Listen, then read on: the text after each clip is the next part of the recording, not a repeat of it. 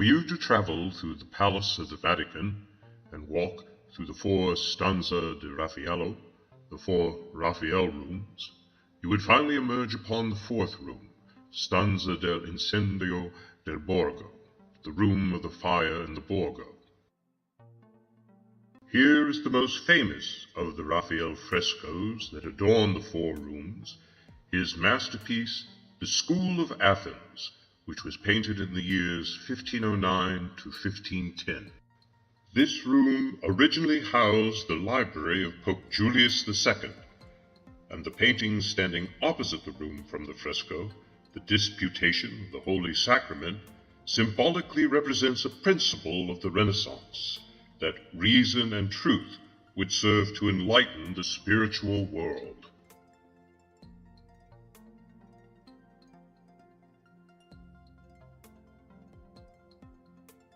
Looking at the School of Athens, you can see depicted all of the philosophers that were known to the Renaissance world. Writing about theater, we will be borrowing extensively from the philosopher who wrote the first treatise on the arts in theater, Aristotle. To better understand his methodology, we will start with the various ideas and models from which Aristotle borrowed and learned. Aristotle was the great synthesizer of the ancient world and was much admired during the Renaissance.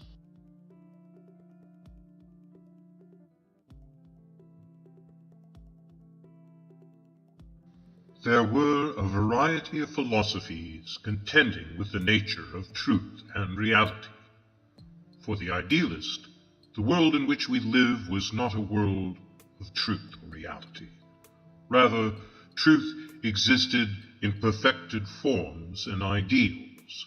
Reality was a mere or imperfect copy of those ideals.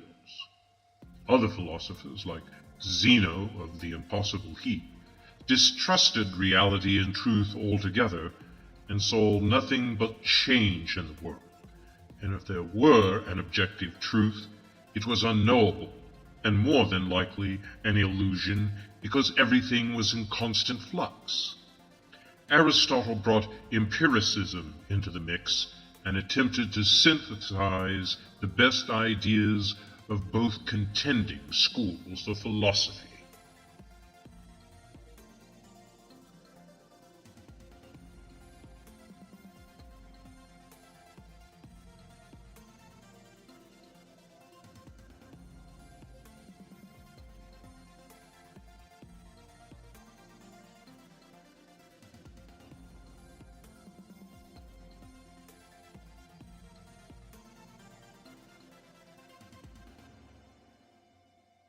The School of Athens by Raphael displays the wide range of philosophies about the world and the arts, from the idealists to those who believed in constant change.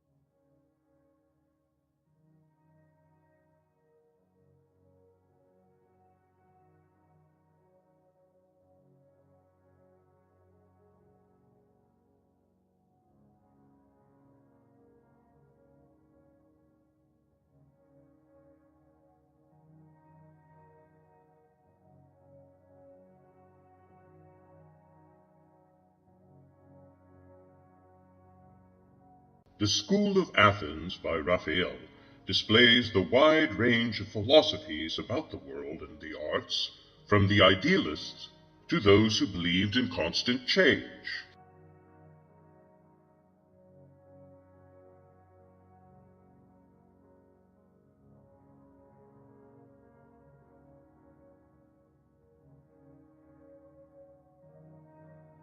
Parmenides believed in a universe that consisted solely of idea, where change is impossible and a delusion.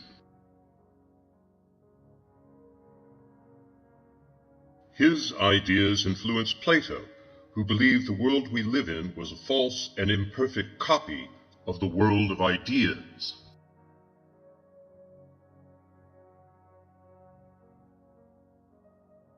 At the other extreme was the gloomy philosopher Heraclitus, who believed in a world of constant change, where nothing is permanent or knowable.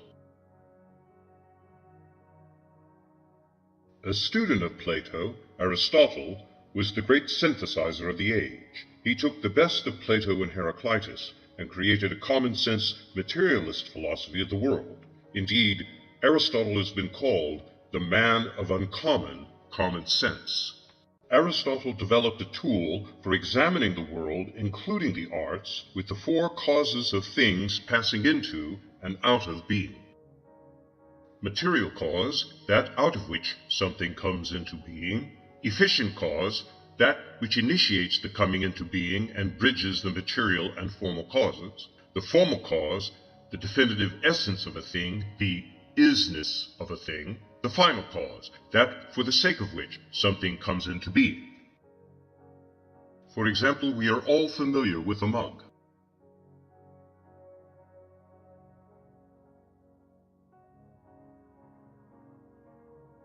The material cause for a mug would be the clay out of which it is made.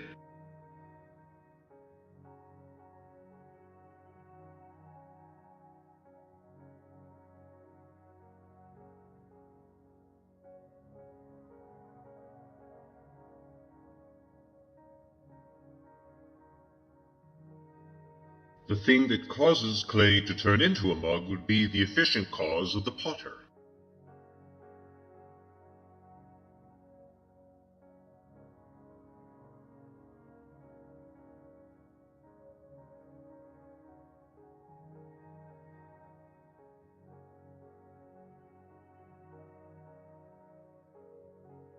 The formal cause of a mug is not just its shape, but also its essence, the definitive thing about it that allows us to distinguish it from other similar objects made of clay, like a bowl or a vase.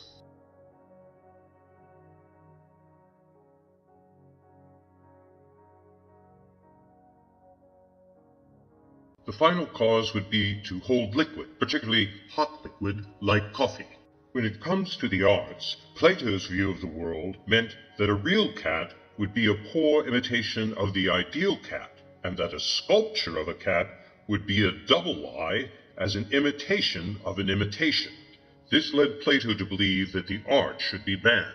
Aristotle, on the other hand, believed that the imitation that artists do was not mere copying. The imitation of art could take out the imperfections and boring blemishes of nature and focus on the beauty and essence. For this reason, Aristotle stated that art could be more truthful than history. All arts imitate. Using Aristotle's tool for examining the world, we can more analytically talk and write about the arts. In the plastic arts, they all have the same object of imitation, the visual world. We can then distinguish the different forms of art by their mean and manner of imitation. Painting uses the tools available in 2 dimensions. Sculpture uses the means available for 3 dimensions, so that 2 imitations of the same object, Cupid and Psyche, differ by their means of imitation. The 1889 painting by William Adolphe Bouguereau, Psyche and Cupid, uses the 2-dimensional means of canvas and oil paints. The sculpture, created between the years 1787 and 1793, Psyche, revived by Cupid's Kiss, by Antonio Canova, uses the 3-dimensional means of hammer, chisel, and marble. Or in other words, unlike a painting, you can walk around this work of art and see it from every perspective.